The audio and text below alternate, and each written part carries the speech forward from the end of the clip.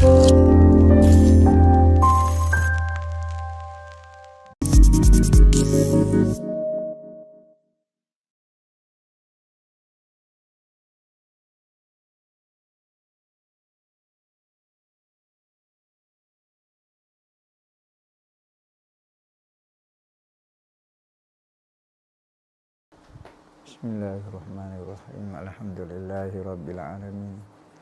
Wassalatu wassalamu ala asyrafil anbiya'i wal mursalin sayyidina Muhammadin wa ala alihi wa sahbihi ajma'in. Qala rabbi shrah li sadri wa yassir li amri wa hlul 'uqdatam min lisani yafqahu qawli. Subhanaka la ilma lana illa ma 'allamtana. Innaka antal alimul hakim wa la hawla wa la quwwata illa billahil aliyyil azim. Nawaitu ta'lu wa ta'lim wa tazakkura wa tazkira wa nafa'a wal intifa' wal ifadah wal istifadah wal hasa 'ala tamassuki bi kitabillah wa sunnati rasulih wa du'a ilal huda wa dalalata 'alal khair ibtigha'a wajhillah wa qurbihi wa sawabihi subhanahu wa ta'ala. Allahumma inni as'aluka ilman ladunni wa mashraba safihani ya wahabu ya ghani. Walal muallif rahimahullahu ta'ala wa nafa'ana bih wa bi'ulumihi fid daraini amin. Rabbi yasir wa la tu'asir wa tamim bil khair wa la hawla wa la quwwata illa billahil aliyyil azim. Ilahi anta maksudi wa ridhaka matlubi a'tini mahabbataka wa ma'rifatak. Amma ba'du, assalamualaikum warahmatullahi wabarakatuh.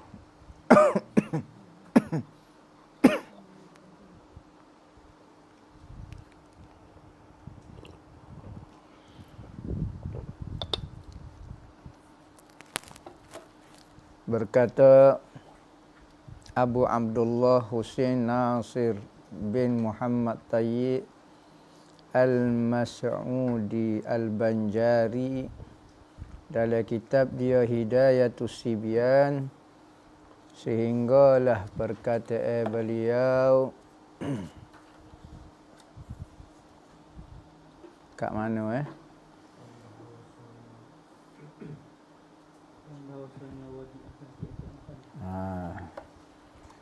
dan bahawasanya wajib atas tiap-tiap mukallaf pada syarak. Apabila sebut mukallaf, kena faham tu.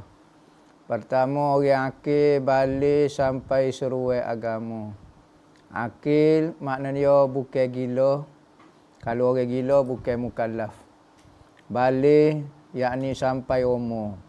Sampai umur ni sama ada lelaki dan perempuan usia 15 tahun, bulan Qamariah, ataupun bermimpi basah lelaki dan perempuan usia 9 tahun ke atas, ataupun keluar mani, ataupun keluar haid bagi perempuan usia 9 tahun ke atas.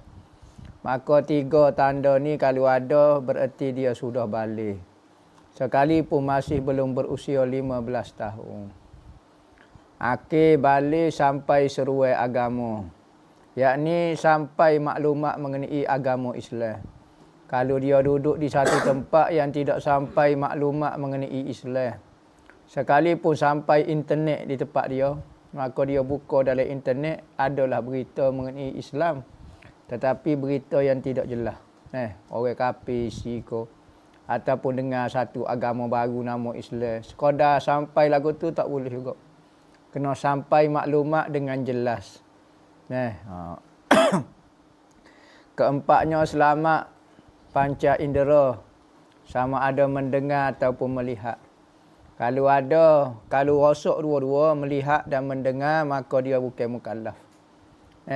Sebab apa? Sebab dua benda ni alat untuk mendapat maklumat. Kalau dia pekak, dia boleh melihat, kita boleh tunjuk isyarat, dia faham.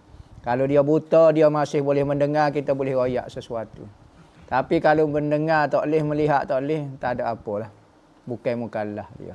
4 syarat ni, maka dipanggil mukallaf. Wajib ke apa dia? Wajib pada syarat, yakni mendapat pahala. Orang buat lagu ni dapat pahala wajib. Seperti pahala sembahyang, seperti pahala puasa, pahala wajib tu sendiri. Manakala wajib ni ada pahala bergantung, hak ni pahala lagu ni, hak ni pahala lagu ni, macam-macam. Tapi buat dapat pahala wajib. Kenapa? Pahala wajib tu. Manakala kelebihan, lain pula. Semaya ada kelebihan dia, puasa ada kelebihan dia, haji ada kelebihan dia, sekalipun semua dapat pahala wajib, tetapi kelebihan tu berlainan. Kenapa dia wajibnya mengetahui segala sifat-sifat yang wajib bagi Allah.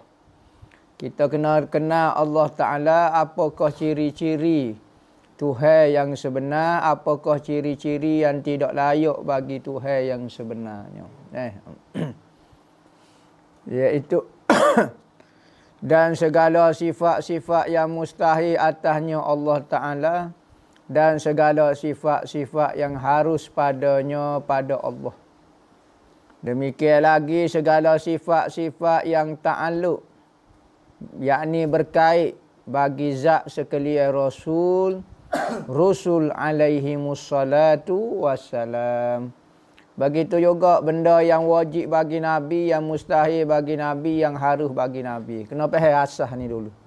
Nak mengaji akidah, nak mengajilah daripada Quran, nak mengaji daripada hadis, nak mengaji daripada kitab, nak mengaji daripada ulama, kena faham ni benda ni dulu. Benda wajib bagi Tuhan, benda mustahil bagi Tuhan, benda harus bagi Tuhan, benda wajib bagi Nabi, benda mustahil bagi Nabi, benda harus bagi Nabi. Barulah apabila kecek tajuk Tuhan, barulah sepakat. Hak ni layak dengan Tuhan, hak ni tak layak kau dengan Tuhan, hak ni kita tahu. Kalau tidak gak duduk bahas benda hak tidak layak dengan Tuhan, kata benda ni layak kau tak dengan Tuhan. A ni, sifat ni A contohnya, tak layak dengan Tuhan. B pun tak layak dengan Tuhan. Duk bagi. Hak mana layak bagi Tuhan? Kalau bukan A, mesti B. Mesti B, mesti A. Kalau bukan A. Maka orang lagu ni tak faham lagi bab tajuk Tuhan. Kena masuk semula belajar daripada awal, asas bab mengenali Tuhan.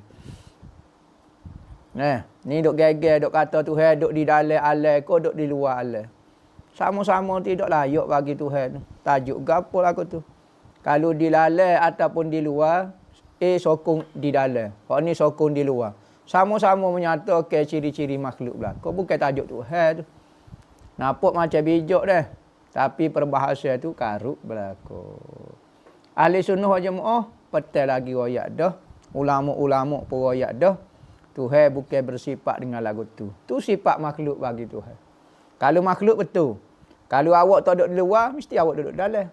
Kalau awak tak duduk depan, awak duduk belakang. Kalau awak tak duduk bawah, awak duduk atas. Hal tu sifat makhluk bolehlah kita bagi lagu tu. Tiba-tiba tajuk Tuhan pun lagu tu juga. Berarti awal-awal tu lagi orang tu jahil berlaku. Tak reti hukum akal. Dan bahawasanya segala sifat yang wajib bagi Allah Ta'ala, yang wajib atas tiap-tiap mukallaf mengetahui dia dengan tafsir itu 20 sifat. Wajib kita kena belajar 20 sifat. Ada kata 13 sifat. Kalau kita kena iktikad secara umumnya, wajib Allah Ta'ala bersifat dengan segala sifat-sifat kesempurnaan. Yang mana sifat kesempurnaan ni kadang-kadang terlintas di hati kita, kadang-kadang tak pernah terlintas di hati kita. Kalaulah benda tu menunjukkan kesempurnaan, ia adalah sifat bagi Tuhan. Tapi kita tak ada nak kecek belakang sebab kesempurnaan ini terlalu hebat. Nampak benda sempurna dah. Supaya orang lah. Benda kau kita kata benda ni Masya Allah sempurna sungguh. Banyak sudut kita nak bahas. Dari sudut ni dia hebat, dari sudut ni dia hebat. Allah. Nabi Muhammad pun ulama kata. Kalau nak memuji Nabi Muhammad, nak menyatakan kehebatan Nabi Muhammad, habis usia pun tak habis lagi ciri-ciri kesempurnaan Nabi Muhammad. Hak tu Nabi Muhammad. Kalau Tuhan pencipta kepada Nabi Muhammad, lagi-lagilah tak boleh terkira kesempurnaan dia. Maka apabila benda itu tidak terhingga banyak dia, adakah wajib kita belajar keseluruhannya? Tidak wajib. Dah nak membawa kepada habis umur lah belajar. Nabi Muhammad pun kita tak berapa habis lagi ciri-ciri kesempurnaan dia. Apa latah lagi nak Tuhan yang mencipta Nabi Muhammad. Maka apabila tak wajib belajar semua, tak wajib belajar semua, lepas tu tak payah belajar. Dah juga kena belajar sifat-sifat, ciri-ciri Tuhan sehingga kita boleh membezakan di antara hak mana Tuhan, hak mana makhluk. Kita ngaji tak ada lagi. Bab Tuhan wujud saja. Bab hak orang lain tak ngaji, takut tukar lagi. Nak belajar lagi dua, tiga. Maka ulama kata kalau ngaji sampai 13 sifat atau 20 sifat, maka orang ni sudah berjaya membezakan di antara Tuhan dengan makhluk. Orang yang dok berdebat tu orang tak mengaji sifat 20. Saya mengaji sifat 20. Saya boleh syarah sifat 20. Kalau awak boleh syarah, tentu dah awak tak berdebat tajuk ni. Tajuk di luar, di dalam. Alai go'ik lah bergapo dia, alai bergapo dia lah, pelik-pelik dalam ni. Jadi orang ni sekalipun dia PhD ko, gapo dia ko, mufti ko, gapo dia, orang ni tak ngaji langsung. Saya ngaji pun tak faham. Kalau faham pun tak mahir. Tu tajuk tu karuk dah bawa dia. Tiba-tiba saya wakil ahli sunnah wal jamaah. Wakil ahli sunnah wal jamaah kok mana? Budak-budak tahu tu bukan sifat. Kalau orang tu mendakwa saya mahir dah dalam sifat 20, tiba-tiba tajuk lagu tu pun dia layar juga. Memang orang ni penat. Tu fitnah kepada agama. Orang kampung tak berani buat tajuk berdebat tu di dalam ke di luar. Orang kampung tak berani. Tajuk kau ni ambo pun tak faham, tak berani. Tapi orang yang koya ustaz, koya ahli ilmu, koya orang belajar agama, tiba-tiba bahas tajuk karuk maruk lagu ni. Jadi kena tahu 20 sifat ataupun 13 sifat. Ataupun kurang daripada dia dengan cara pengajian salaf. Kalau kita ngaji cara salah, mudah lagi. Tak banyak. Cuma dia sebutlah ayat-ayat Al-Quran tertentu yang perlu kita faham. Tajuk kudrat dulu kau ikutlah. Nak bahas tajuk iradat dulu kau. Nak bahas tajuk wa kallamallahu Musa taklima kau. Semua ayat-ayat Al-Quran berkait dengan akidah tu nak bahas. Tak syarat kena ambil Allah wujud dulu kita bakar. Tu pengajian cara khalaf. Cara salah qul huwallahu ahad. Apa? Allahul ladzi khalaqas samawati wal ardh. Ikutlah. Allahu la ilaha illa huwal hayyul qayyum. Tu tajuk. Tuhan hidup dan Tuhan menghidupkan. Wallahu ala kulli syai'in qadir. Ayat Quran belaka. Fa'alun lima yurid. Laisa kamislihi syai'. Macam-macam. Wal awwal wal akhir wa zahiru wal batin. Maka tu tak apa syarah kau tu. Belajarlah sehingga kita tak ada syok mengenai Tuhan. Faham dah Tuhan secara umum. Secara tafsir kita tak boleh nak mengaji payah Tuhan ni. Jadi secara umum. Sebab itulah dalam pengajian ilmu akidah kita jangan bahas terlalu dalam.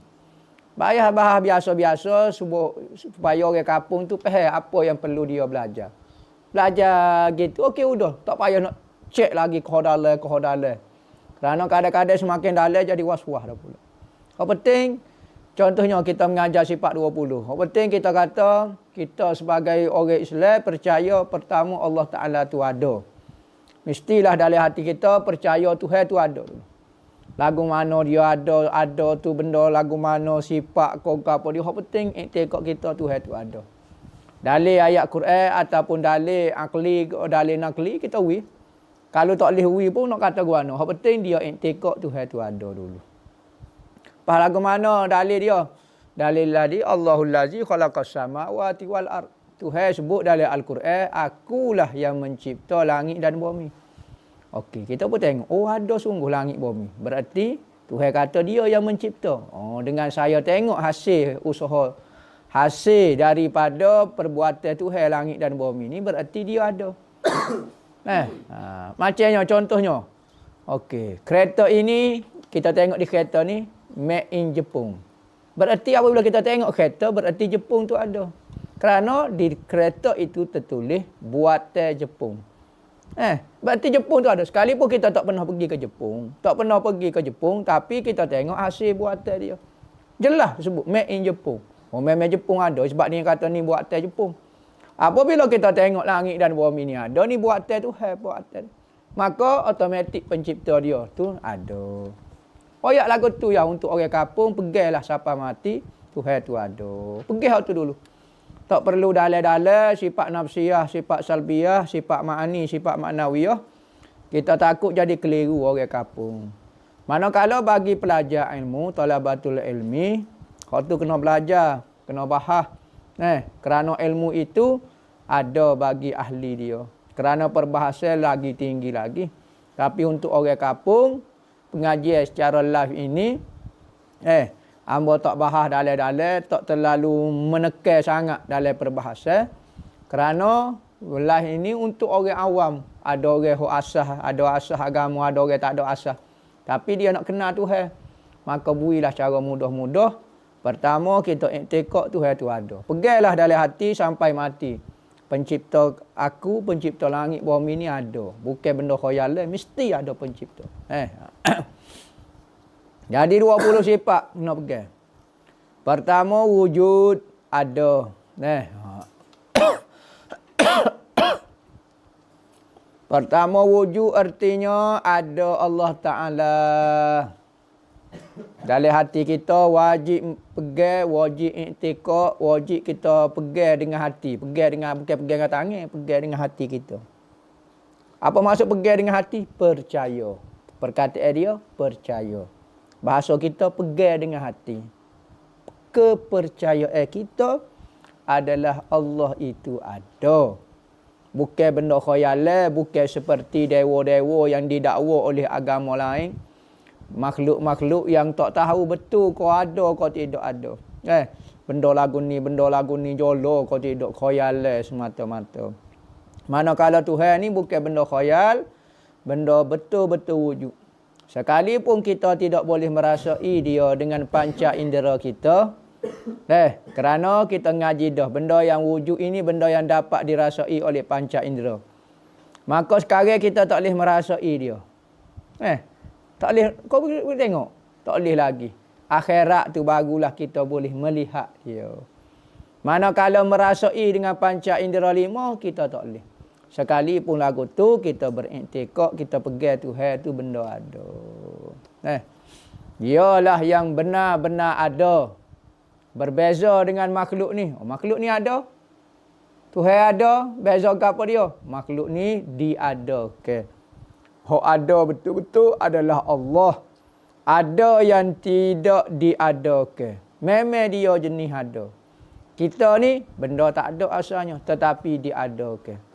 Benda yang diada pun kita rasa macam ni dah. Allah, ada sungguh punya. Oh, cicing ni ada. Masya Allah, ada sungguh. Boleh jamu. Cicing ni. Tu baru benda diadakan. Apatah lagi kalau benda yang ada betul-betul. Maka dia lebih jelas berbanding dengan adanya makhluk Allah Ta'ala. Kalau kita rasa makhluk Allah Ta'ala ni benar-benar wujud di akal kita, di mata kita, maka hendaklah kita timbul ke perasaan Tuhan lebih lagi wujud berbanding dengan makhluk hak depan.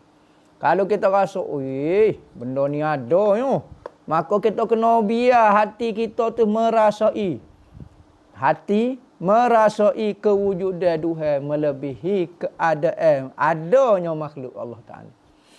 Maka orang-orang yang bersifat orang mengaji ilmu ni, maka hendaklah menekan dalam hati dia sehingga peringkat lagu tu. Sayyidina Ali kata, lau kushifal hijabu mazdadtu imana. Katanya Sayyidina Ali, kalulah dibuka hijab daripada pandangan mataku, melihat hakikat yang sebenar, siapakah yang wujud sebenar-benarnya, maka tidak bertambah pun imanku dengan Allah Ta'ala. Habis dah. Sekat tu dah. Kita ni kalau buka hijab, mungkin kita akan bertambah lagi keyakinan kita seperti di hari akhirat. Apabila dapat nampak Allah Ta'ala, maka mungkin bertambah lagi keimanan kita dan keyakinan kita. Kata Sayyidina Ali, aku, supo ya. Akak hijab pun supo tolong, supo ngah. Tengok imam para sahabat. Kemah sungguh. Kita lah ni nak tengok dulu baru percaya, nak dengar dulu baru percaya. Kerana kita biasa dengan benda yang kita nampak baru kita percaya. Itulah Tuhan itu, orang mukmin itu allazina yu'minuna bil ghaib, yang percaya, yang pegang hati dia dengan benda-benda yang tak nampak. Kerana Wahabi lah ni hanya tengok benda nampak saja. Saing-saing. Orang-orang moden lah ni tengok benda nampak baru percaya. Kerana kalau orang beriman, tengok benda tak nampak pun dia lebih pegang berbanding dengan benda yang nampak. Tu orang mukmin.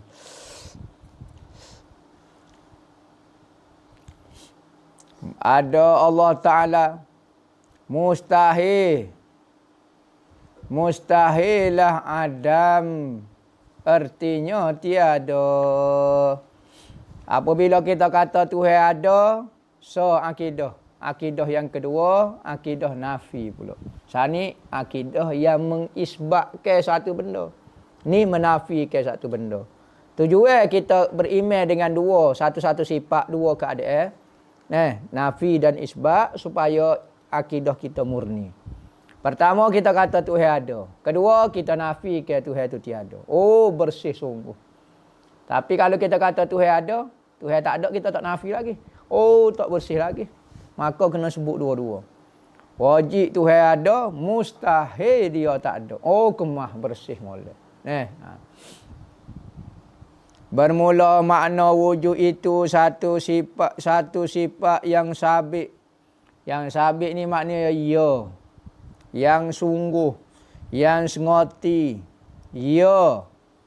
Bagi zat Tuhan lah. Selama-lama ada zat. Lepas Tuhan, bila masa tak ada. Selagi mana ada zat, adalah sifat ada tu. Apabila tak ada zat, barulah tak ada sifat ada tu. Memanglah. Apabila zat tu ada, maka sifat ada tu ada. Apabila tak ada lah sifat ada tu, maka tak ada lah zat Tuhan. Padahal tiada kerana dia dengan satu sifat yang lain. Ada dia bukan kerana sifat yang lain. Beza dengan sifat maknawiyah ni. Ada dia kerana ada makni, barulah ada maknawiyah. Dalilnya firman Allah Ta'ala, Allahul Lazi khalaqas samawati wal ard. Bermula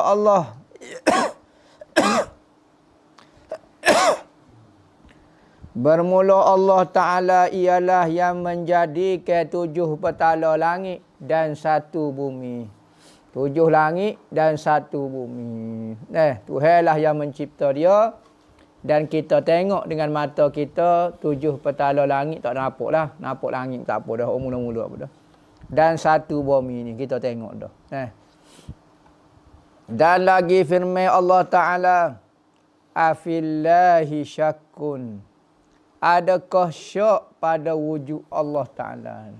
Ada Tuhan tu merasa syak.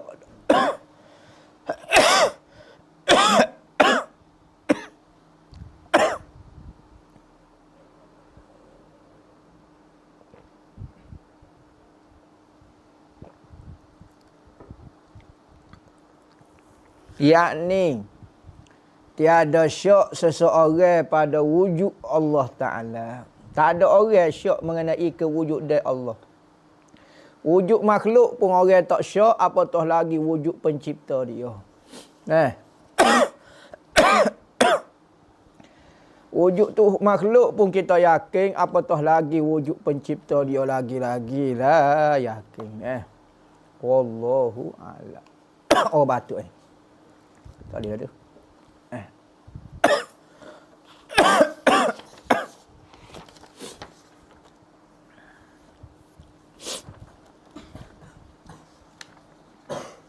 Ustaz, saya nak tanya, betul ke selepas kita qada hajat, kita kena berniat sahaja aku beristinja? Ni awak dah ni. Awak dah.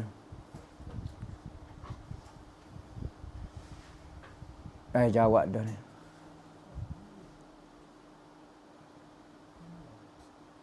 Jawab dah ni.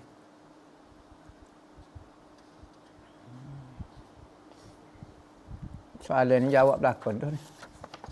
Silap peringau.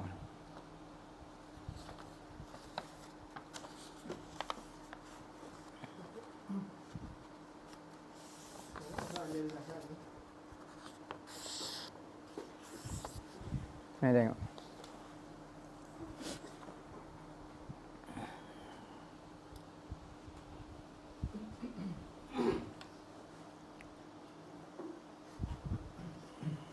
Assalamualaikum Tuan Guru tercinta, nak minta Tuan Guru ijazah ke amalan musafir sebab esok saya nak pergi Thailand. Terima kasih Tuan Guru.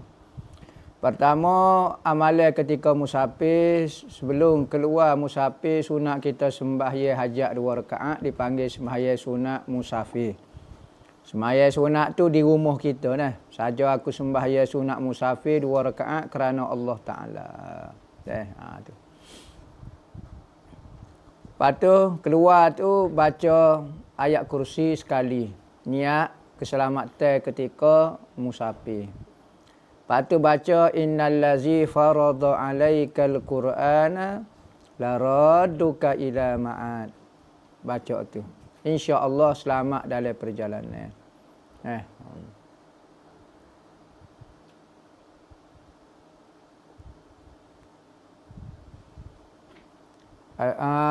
Assalamualaikum Ustaz. Kita puji seorang tu berdepan.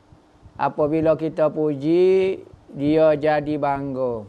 Adakah berdosa kita memuji dia sehingga tu jadi perasaan, orang tu jadi perasaan?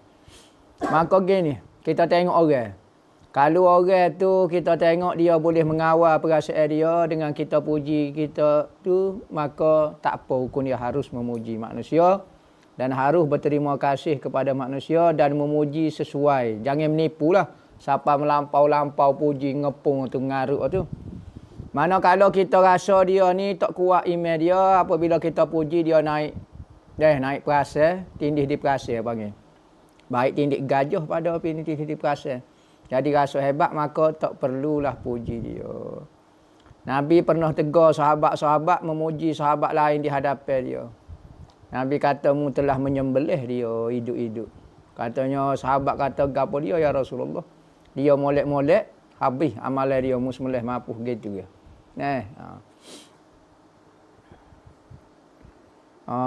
Kalau seorang murid tu keluar daripada pusat pengajian disebabkan oleh perangai gurunya yang suka mengata, sumpah seranoh kepada dia. Dia keluar daripada pusat pengajian itu tanpa pengetahuan gurunya. Pengurunya. Adakah seorang murid itu terhalang jalannya untuk sampai kepada Allah? Guru ni biar dia membawa kita kepada Tuhan.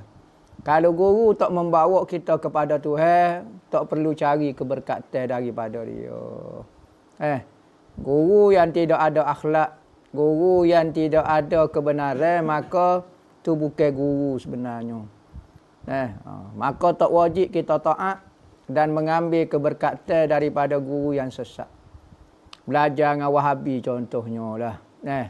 Ataupun belajar dengan guru yang tidak ada akhlak. Tak apa, tak ada masalah apa.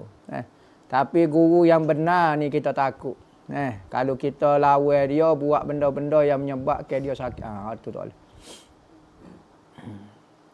Mana lebih afdal, ikut amin ke doa imam atau kita doa sendiri ikut doa kita lepas sembahyang?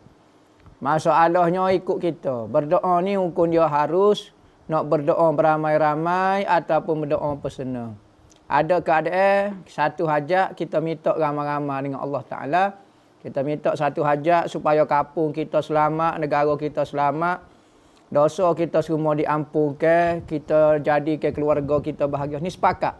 Maka kita kata amin. Afdal juga. Sunnah juga. Sahabat dulu Nabi berdoa, sahabat kata amin. Nabi Musa berdoa, Nabi Harun kata amin. Tak apa. Ataupun nak berdoa masing-masing, terpulang.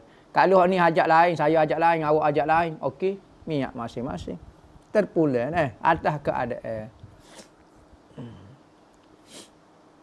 Boleh tak bagi cara untuk melawan hawa nafsu bagi membersihkan hati? Zikir banyak-banyak. Selawat kepada Nabi banyak-banyak, istighfar kepada Nabi banyak-banyak. Lepas tu ngatik la ilaha illallah banyak. Hak tu benda itu akan membersihkan hati kita. Belajar, kena belajar juga. Tapi kalau semata-mata belajar, tak ada kekuatan juga kita nak membersihkan hati. Nabi apabila kecek bak membersihkan hati, Nabi tak suruh pergi belajar, Nabi suruh pergi berzikir. Nabi kata hati ni la tasda akan berkarat. Berkarat dengan dunia. Maka katanya sahabat, ya Rasulullah, kalau hati berkarat ni lagu mana?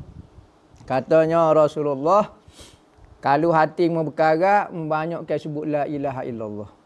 Ni Nabi suruh berzikir. Sebab itulah orang-orang tariqah banyakkan berzikir. Kerana dengan berzikir itu, hati dia tu akan jadi bersih. Apabila bersih, dia akan mudah nak bersifat dengan sifat mahmudah. Dia akan mudah nak jadi orang yang pemaaf. Dia akan mudah nak jadi orang yang sabar. Tapi kalau dia tak berzikir, dia belajar saja, sangat payah dan sukar. Lebih-lebih lagi lah ni, guru-guru mursyid semakin berkurangnya. Ada tapi payah kita nak berjumpa. Semakin berkurangnya, maka apabila lagu tu, kita perlu kepada mursyid yang benar. Maka berselawatlah banyak-banyak, minta dengan Allah supaya Nabi Muhammad hadir dan Nabi Muhammad jadi mursyid kepada kita. Ada tariqah buat lagu tu. Buatlah ramai ada orang boleh. Kalau apabila Rasulullah sendiri hadir menjadi mursyid kepada kita, maka tak perlu tanya orang kanan kiri dah. Rasulullah mari tu tentu pasti benar. Tak sudah tanya lah guru lain, Rasulullah mari dah lebih mursyid daripada guru mursyid lain lagi. Ni Rasulullah mari tanya Wahabi. Lagu mana Wahabi tanya. Habisnya kata setan lah, iblis lah, berapa dia lah. Apa kelebihan seorang yang memudahkan urusan kawannya untuk menuntut ilmu agama? Pertama, Nabi kata, ad-dalu 'alal khairi kafa'ilihi. Orang yang mengajar, orang yang menuntut, orang yang menolong seorang itu untuk buat baik, maka dia dapat pahala kebaikan yang dibuat. Kita tak ada ngaji pondok, tapi kita pitih ke orang, budak-budak nak pergi ngaji pondok, ataupun nak pergi ngaji agama, ataupun nak buat kebaikan. Ikutlah nak buat kebaikan itu tak syarat agama. Kita hantar orang pergi hospital, kita tolong orang makcik tu beli. Tak syarat benda agama, tapi benda tu baik, maka dapat pahala.